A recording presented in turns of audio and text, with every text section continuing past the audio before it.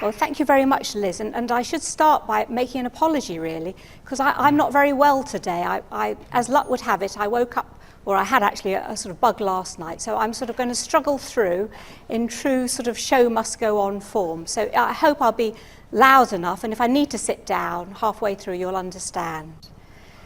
So, in his history of the United Oxford Hospitals, the Radcliffe Infirmary administrator, E.J.R. Burroughs, describes the matron of the Radcliffe Infirmary from 1942 to 1965, Edith Preddy, as, and I quote, cast in the traditional mould of the authoritative but dedicated matron she represented, though neither she nor anyone else knew at the time, the last of the direct descendants of Florence Nightingale.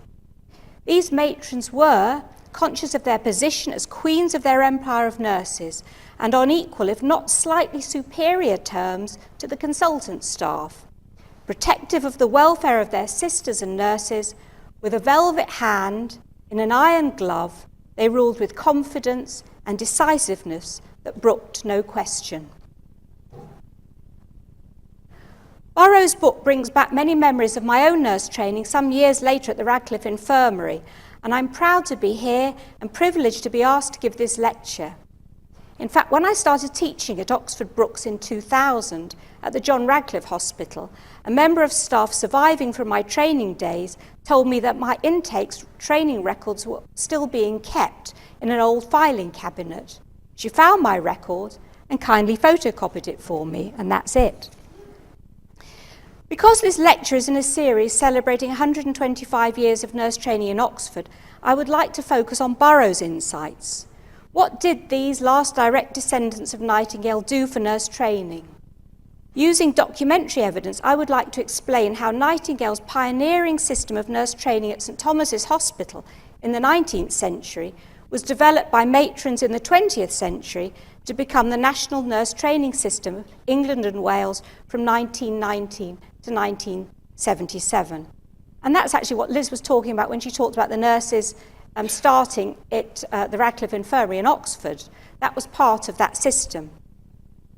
And this focus on nurse training is particularly relevant given the newly validated curriculum at Oxford Brookes, as well as latest government thinking on the nursing associate role and funding nurse training places. So let us first look at the background and context to the foundation of modern nursing. In medieval Europe, religious orders were responsible for charity, nursing the sick and giving alms to the poor. Here in Oxford, St Giles Church, founded in 1101, opposite what would become the Radcliffe Infirmary in 1770, included a leper hospital run by nuns. There were several leper hospitals in Oxford, including a hospital at St Bartholomew's in Cowley, and a general hospital, the Hospital of St John the Baptist, which lies beneath Magdalen College. In England, the religious revival of the 19th century led to the foundation of several nursing orders by Christian movements that predated Nightingale. For example, Elizabeth Fry, the great prison reformer, a Christian Quaker, founded an Institute of Nursing in 1840. Elizabeth Fry and later Florence Nightingale visited Kaiserswerth, a German Lutheran religious foundation that cared for the sick. They were deeply influenced by the care they saw. Nightingale went to Kaiserswerth in 1851 to learn about nursing. There she came to realise that the demanding work of nursing depended for its quality and standards on moral motives, love rather than money. This conviction would underpin her motivation to change the haphazard nursing system in England, which she said was epitomised by Dickens in his character in David Copperfield, Sairey Gamp. And I quote Nightingale, "We see the nurses drinking, we see the neglect at night owing to their falling asleep. Where women undertake so toilsome an office for hire and not for love, it cannot be otherwise." In 1892, in an obituary in the British Medical Journal, Nightingale wrote that by setting up her nurse training school at St Thomas's Hospital under its first matron, Sarah Wardroper, she intended, and I quote, "the extinction of Mrs Gamp." Nightingale's project began to take shape in 1854, when she sought nurses to send to the Crimea and found that training was then unknown. By 1860, Nightingale had a clear picture of the kind of system she wanted to adopt. Women who were nursing the sick at this time were of three types. The first were the uneducated, morally lax domestic servant nurses, the usual type of lay nurses in British hospitals. The second were women from active religious orders, although of unblemished character, were deficient in technical proficiency and theoretical knowledge. The third were the ladies, morally upright but entirely incompetent, having a sentimental view of nursing and eschewing hard work. These were the brow soothers in the Crimea, much disparaged by Nightingale. There is some evidence that medical staff were already trying to give some training to this group in an unsystematic way. Nightingale set out her principles for nurse training in 2 articles for a medical textbook in 1882, and I quote her: "The nurse must have simplicity and a single eye to the patient's good. She must make no demand upon the patient for reciprocation, for acknowledgement, or even perception of her services, since the best service a nurse can give is that the patient shall scarcely be aware of any, shall perceive her presence only by perceiving that he has no wants. The nurse must always be kind, but never emotional. The patient must find a real, not forced or put on, centre of calmness in his nurse." Nightingale considered that the moral purpose of nursing involved the intelligent application of scientific knowledge. A statistician herself, she ensured that an adequate medical knowledge in subjects such as chemistry, anatomy and physiology would be learned from a medical instructor and examined both orally and in writing in order that the nurse's powers of expression to train others would thereby be developed. Careful jottings of doctors' comments and notes of cases were to be recorded so that nurse would learn to observe and understand her own cases and learn the reason of what is done so that she would be enabled to teach others. To achieve this, Nightingale believed that nurses should be technically trained in hospitals, prepared for the purpose, and they should live in homes to fit them for moral life and discipline. A trained matron or superintendent was to have undisputed authority over nurses and trainees. A planned course of theoretical and practical instruction was to be given, the latter in the hospital where the school was connected. Carefully selected probationers should live in a home attached to the hospital where a sister was to be responsible for their moral and spiritual character training. These principles became the basis for Nightingale's training school at St Thomas's Hospital, which began in 1860. She reiterated them to probationers in annual letters thereafter. And it is arguable, given the current interest in magnet hospitals in North America, that St Thomas is one of the first magnet hospitals. The new probationers were recruited by advertisements in the public papers in May 1860. Applicants for training, if aged between 25 and 35, applied to the matron with a certificate of age as well as a testimonial of character. The term of the probationer's service was 1 complete year. They were expected to stay for the period but could withdraw on 3 months' notice in exceptional circumstances approved by the committee. They could be discharged by the matron at any time for misconduct, inefficiency or negligence in their duties. They'd be eligible for permanent appointment as extra nurses at St Thomas's Hospital during this year upon proof of competency. Probationer nurses were paid for their service, albeit with different rates according to their class and in line with existing Victorian class structures. And it's notable that probationers came from all classes, including the upper classes. A strict timetable of supervision and certification was imposed on probationers. The duties of the probationer under the Nightingale's Fund were listed on a record sheet, the nurse's chart. The chart was headed by the name of the nurse, her age, marital status and date of appointment, by whom she was recommended, the sister she'd served and her religion. The nature of her duty during the year was to be completed, as were the number of nights and days she worked. Time off duty for illness was to be recorded, as well as the nature of the illness. Alongside these were moral character requirements during probation, specified as sobriety, honesty, especially not taking petty bribes from patients, and truthfulness. Here it was specified that from the first year or shorter period if dismissed, the nurse's character needed to be stated positively. No degree was admissible, and first dereliction ensured dismissal. Beneath these headings, 2 columns were set out. Under the heading Monthly State of Personal Character, acquirements of nurse during her period of service were the months of the year. The first column had 5 headings: punctuality, quietness, trustworthiness, personal neatness and cleanliness, ward manager or order. The sister was told to state monthly the amount of excellence or deficiency in 3 degrees: excellent, moderate or 0. The second column had 14 headings: dressings, applying leeches, enemas, management of trusses and uterine appliances, rubbing, helpless patients, bandaging, waiting on operations, sick cooking, keeping ward fresh, cleanliness of utensils, management of convalescents, observation of the sick. This was to be marked monthly by the sister using the degrees of excellent, good, moderate, imperfect or 0, and was followed by a space for general remarks. If defective, the nature of the defect was to be stated. The sister was also asked to state any duty in which the nurse was prominently excellent or imperfect. Nightingale's system, therefore, actually graded practice a century and a half ago. So grading practice is not what we may think a modern innovation. During the year of training, lectures of a practical nature were given to the probationers by members of the medical staff. The chaplain gave a short lecture on a religious subject twice a week. The syllabus of medical lectures was prescribed by the surgeon John Croft in 1873. He gave 22 weekly lectures to the probationers on subjects common to medical and surgical nursing. These were published.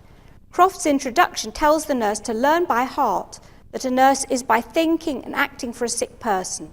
Nursing does not simply mean making a patient neat and tidy, giving food and medicines, putting on poultices, emptying slops, and that sort of mechanical work.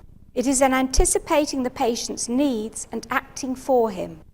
A good theoretical and practical knowledge base was needed to do this, and observation was essential for this duty of service, duty in the widest sense. The Memorandum of Instruction by matrons to ward sisters on duties of probationers, written in 1879, gives a glimpse into how probationers were trained at St Thomas's. Every new probationer was to be shown by the ward sister or staff nurse how to do her work on the ward to the ward sister's satisfaction, to be shown not only what things are to be done and how they are to be done, but guarded against how they're not to be done. The sister needed to remember that the probationer cannot be made responsible for doing well what she did not know how to do. The novice probationer was shown the cupboards where lint, tow, bandages and ointments were kept, and the whereabouts of instruments and utensils. She was shown her ward work, how to dust, wash and clean the ward, equipment and furniture, including the lavatories, the urinals and gratings. The new probationer was to have the bedpan explained to her, how to empty it, how to disinfect it, how to wash and cleanse helpless patients, especially men, without exposure by washing them between blankets. She was taught how to wash daily the axilla, flexures of thighs of patients between towels or blankets.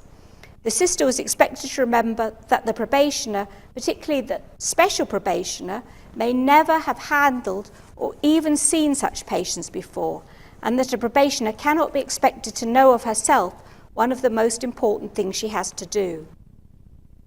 The probationer was shown how to lift helpless patients or turn them from side to side, how to clean or make her patients clean teeth and the mouth of every ill patient, ill enough to be washed by a nurse, how to feed, how to administer medicines to helpless patients, how to prevent bed sores, and she was taught fully how they were caused. The probationer learnt to report the first appearance of the first signs of bed sore to sister in order for her to report immediately to the physician or surgeon. She was taught how to make beds, change sheets and draw sheets, especially with patients in the bed, and how to undress accident or fever cases. The probationer was taught how to do dressings using 2 basins for washing wounds and always to dip tow or cotton wool into 1 basin only, how to make and apply poultices at the proper temperature and also fomentation flannels, how to dress blisters, how to apply iodine and other paints and liniments. She learnt how to give injections and enemata, nutritive and otherwise, how to pass catheters on women, how to take temperature, pulse and respiration, how to make and apply bandages, cover splints, and how to use trusses on women, and how to use friction in the sense in which it's used by professional rubbers. Every probationer was taught sick cookery and the use of cooking utensils, as well as how to make beef tea and egg flip, when to use beer and wine, and the proportions, how to make gruel and drinks for the sick. She was taught by the ward sister observation of the sick. Sister explained the reasons why medicines were given and how they were altered, as well as the reasons for dressings. The probationer was taught how to read cards at the end of beds and was questioned, if possible, on special cases after the round of the attending physician or surgeon. She was also taught to describe the different sorts of coated tongues, the differences of sputum, the feeling of pus or skin. The probationer was expected to learn the necessary precautions to prevent finger poisoning and the carrying of contagion by want of cleanliness or want of fresh air, and the art of ventilation by night as well as by day. She was taught how to manage convalescent patients, particularly convalescents from typhoid, as well as cases such as chorea, hysteria, and how to prepare the dead for removal without exposure. By this method, the memorandum stated, a probationer can thus best be taught how to wash between blankets the living. The sister was taught how to instruct nurses to instruct probationers. As it was impossible for the sister with her sister's duties to have time to show the probationers all she needed to know, the sister was to question the probationer. And I quote, the sister to question her and see if she has been shown them and how she does them, kindly remembering that it is of use to the probationers to put it into words. Sister was expected to take each new probationer on her rounds and to ask her, for example, how she'd washed the helpless case, how she'd bandaged or made bandages. The sister needed to remember that the probationer's training constituted not only what the probationer did, but what that she'd learnt to do it correctly. A good nurse could be charged by the ward sister to teach the probationer, for example, to wash a helpless case. The sister was expected to question the probationer afterwards, and I quote, kindly remembering that it's not for the probationer to criticise the nurse, nor for the sister to reprove ignorance in the probationer, but for the sister to inquire what the probationer has been taught. Every probationer was encouraged not only to keep case papers, but to jot down at the time any special thing she'd learned or done on the ward during the day. Probationers kept case books and diaries. E. Knight started, or as she writes, entered her nurse training on June the 26th, 1896. Her diary describes a day on the Victoria Children's Ward on October the 24th, 1896. Her day began at 7. She washed 2 little girls, one with hip disease, the other with an abscess on her back. She washed and combed their heads, dressed them, made their beds and took temperatures. Then she went to the other side of the ward and washed a boy with hip disease. She went to table for prayers. After this, she washed and dressed a 6-year-old boy convalescent after an operation for cleft palate and a boy with a tubercular elbow. She combed heads, made beds and took temperatures. She filled a hot water bottle for one of the babies. She finished this at 8:30. Then she washed the ward, cleaned the bathroom, polished taps, washed and dried basins, oiling slabs and window ledges. She scrubbed macintoshes, gave bedpans to the children, sorted through bibs, finishing at 10:30. She then had a break until 1:30. Back on the ward, she made her 6 little patients clean for the afternoon, washing faces and hands, brushing hair, and putting clean pinafores on those who needed them. She filled jugs and on the doctor's table washed wine glasses, made up the fire, helped to tidy cupboards, and sat down at a table to pad splints at 3:45. Nurses attended ward prayers daily and chapel every Sunday. Ward prayers still continued into the 1960s. So how did nurse training develop in the 20th century? By the late 19th and early 20th century, as House of Lords Select Committee reports of 1890 to 91 and 1904 to 5 show, Nightingale's influence had become normative in hospital nursing throughout the UK. In 1919, after much factional disagreement, the Nurses Registration Act was passed. This vested authority in a General Nursing Council to make rules requiring candidates for admission to the register to have undergone prescribed training and possess a prescribed experience in the nursing of the sick. A national training syllabus and examination was needed to do this. The draft for the first syllabus of subjects for examination was drawn up by the Education and Examination Committee of the General Nursing Council under the chairmanship of Alicia Lloyd Still, matron of St Thomas's Hospital, and presented at a meeting at the Ministry of Health on March the 24th, 1921. The recommendations from the committee which were formally adopted were as follows. First, that a schedule signed by the chairman and matron of the hospital, or in the case of the poor law infirmaries, signed by the medical superintendent and matron, was required for every nurse applying to enter the state examination, certifying that the applicant had passed through the educational curriculum prescribed by the council and was of good character. Second, that the subjects for state examination should include anatomy, physiology, elementary science, first aid, gynecology, materia medica, dietetics, surgical nursing and medical nursing. Candidates were required to pass an examination on all these subjects included in the syllabus issued by the council. The state examination was to cover 2 days. The first day of 2 sessions would be concerned with written papers. The second day of 2 sessions would contain firstly a viva voce examination and secondly an examination on practical nursing. At this meeting at the Ministry of Health, it was agreed to convene an informal conference a month later under the auspices of the GNC in order to discuss the exact content of the first syllabus of training and affiliation schemes. This would be what the Nursing Times called the largest, most representative and most important informal conference of hospital matrons and sister tutors. Alicia Lloyd Still introduced the conference. In the national interest, she said, it was now necessary to unite behind a fully organised body with a definite system of teaching and training that developed the nurse's mind as well as her heart and her hand. The system that produced the best kind of nurse would need to avoid a too theoretical training and pitfalls likely to produce either a clinical assistant or an efficient machine at the expense of what she called the vitalising spirit.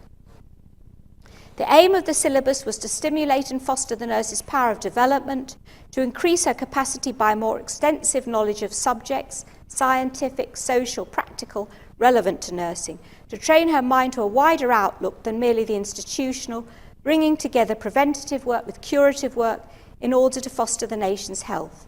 This would allow the nurse, at the end of her training, to choose various branches of future work.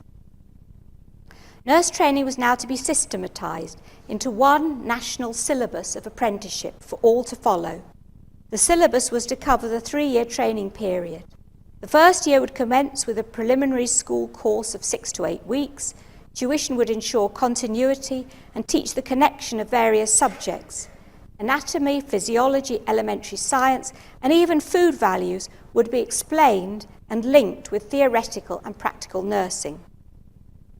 The first syllabus of lectures and demonstrations for education and training in general nursing would be issued by the GNC in 1923. This syllabus was advisory rather than mandatory and was based on the subject content discussed at the conference. All nurses, wherever they trained, would have introductory lectures on cell structure, the skeleton, joints, muscles and skin. These topics would arouse interest in clothing, personal hygiene, care of feet and hands, and even methods of cleaning, and would be relevant to a lecture on the practical care of the patient. Similarly, instruction on the preparation of instruments or the dressing of wounds would be preceded by knowledge of infecting agents, tissue reactions, methods of disinfection and sterilisation.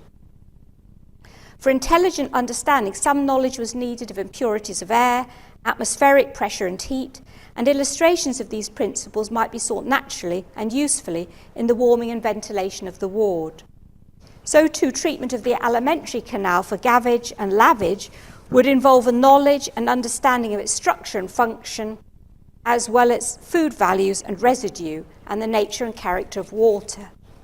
Explanation of the therapeutic action of drugs should be preceded by knowledge of the process of absorption and metabolism. Correct administration of drugs meant that the nurse needed to be able to read the prescription, measure the dose accurately, and know whether the measure used was imperial or metric. Instruction would be incomplete without a practical demonstration of the local application of drugs, detailing the various methods used. All these subjects were in close continuity, hence the widespread prevalence of venereal disease warranted knowledge and understanding of its effect on the community and its treatment, and presumed an understanding of the reproductive system and of gynecology. Lectures and demonstrations would not rob the ward sister of her vital teaching role or impose a method on her that she would not necessarily have chosen. The teaching and personal approval of the ward sister was to form the basis of the nurse's practical training, guaranteed by the nurse's chart, a schedule of practical experience accompanying the syllabus. Exclusively oral instruction could not replace practical teaching and ward experience. Indeed, some hospital authorities might use the ward method exclusively. They could use the syllabus as a guide to systematic teaching and subsequent examination. The syllabus for the second and third years of training was to be in the hands of specialists for the most part. General headings rather than specification for curriculum content allowed for variation. There were diverse suggestions as to the curriculum content. Some suggested materia medica, bacteriology, hospital economy. Others wanted the focus to be on diseases and respective nursing, for example, the eye, ear, nose, throat, or orthopedics. The examinations had not yet been worked out, but it was anticipated they would begin in 1923 as voluntary examinations and would become compulsory after July 1924 for all nurses desiring to register. 14 examination centres were approved. Participants at the conference hoped that the proposed syllabus would raise the standard of the nursing profession and standardise nurse education. The matron of St Luke's Hospital, Bradford, Miss Rogers, suggested the good theoretical nurse was almost invariably a good practical nurse. This comment evoked disagreement as well as applause. Lloyd Still herself believed that the moral ethos of service was absolutely fundamental, and I quote, "We realise the finest, most fruitful work is done when the spirit of service is the energising force, and we would foster that spirit that we may not fall short of the great traditions of our predecessors." The proposed training experience was set out by the GNC in 1923, and it approved a large number of institutions in which the prescribed training could be carried out. Unlike the syllabus of training, the syllabus of subjects for examination for the Certificate of General Nursing produced the same year was mandatory. The syllabus for examination was to cover 3 years.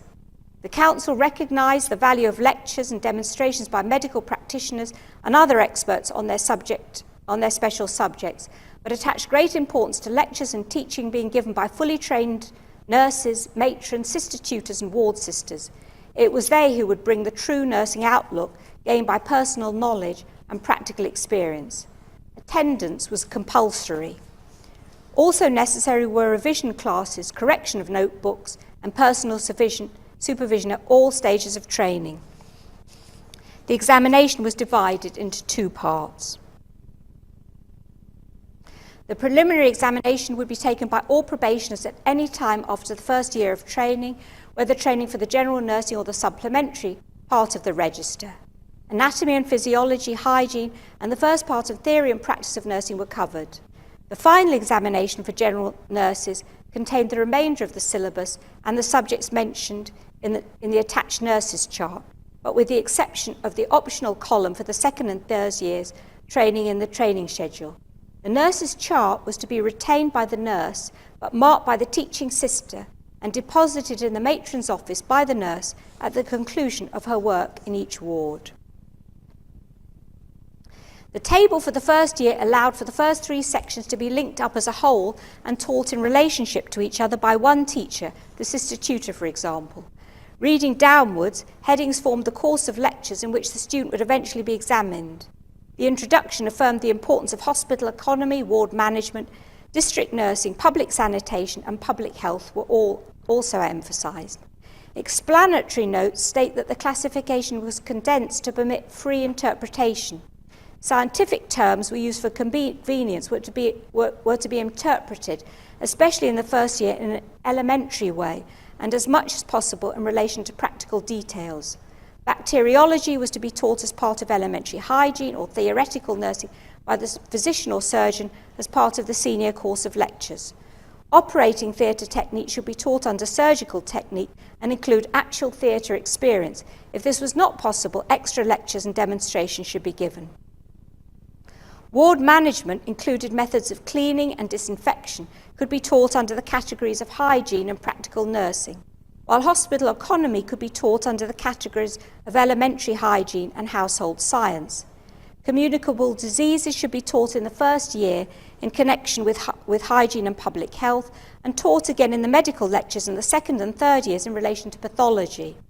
Diseases and feeding of infants and children should have a place in the syllabus under general diseases in all 3 years and not necessarily be treated as a separate subject. Public sanitation and public health will be introduced for elementary treatment under hygiene or included in a course of chemistry or elementary science. The nurse's chart appended to the syllabus of subjects for examination for the Certificate of General Nursing was a sheet of paper marked into columns. The type of each ward, surgical, medical, children and gynecology, was entered along the top. Downwards were detailed the various procedures that the nurse was expected to become proficient in. Examples of this were domestic ward management, bed making, bed bathing, artificial feeding, enemas, injections, infusions, drug administration, dressings. The chart stated that it was drawn up as a suggestion by training schools.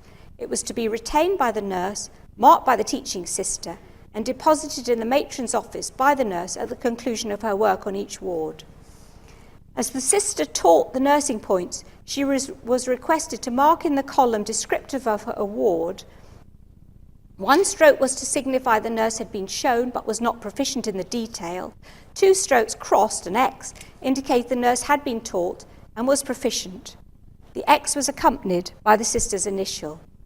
The syllabus was signed by the Minister of Health on March the 16th, 1923, and this national system continued until 1977 with surprisingly little change.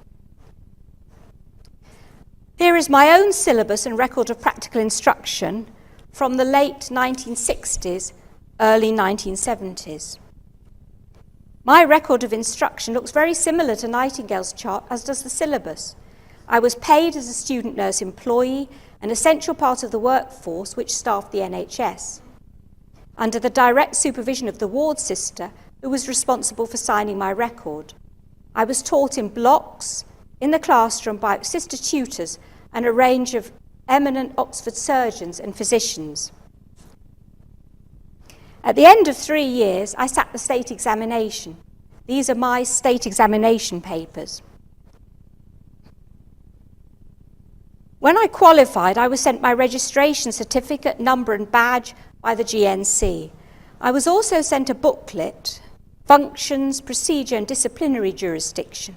This concludes with the words, "Throughout all the various aspects of their work, it is the continual aim of the Council, a body corporate with perpetual succession, to establish and maintain a standard of nurse training throughout the country which will produce a trained nurse capable not only of undertaking the total nursing care of her patient, but of encouraging that patient back to full health and of teaching those with whom she comes into contact the promotion of health and the prevention of sickness." The national system of nurse training ended with the 1979 Nurses, Midwives and Health Visitors Act. This laid the groundwork for Project 2000, a less prescriptive, more independent form of training based in higher education institutions, in which students doing clinical placements are no longer to be employees, but to have supernumerary status. This has developed into all-degree training and is now the system for training nurses at Oxford Brookes University, as in the UK. The university, as with all UK universities, designs its own curriculum, following Nursing and Midwifery Council broad standards for pre-registration nurse education, which avoid detailed prescription to allow for flexibility. And as we reflect on 125 years of nurse training in Oxford, I wonder if Alicia Lloyd Still's appeal to what she called the great traditions of our predecessors is still relevant. In these post-Francis Report days, Can we learn from them about the vitalising spirit needed to ensure national nurse training standards for health promotion, prevention of sickness, and above all for total patient care? Which I actually, when I looked at the Francis report, that's exactly what Robert Francis QC recommended. So thank you very much.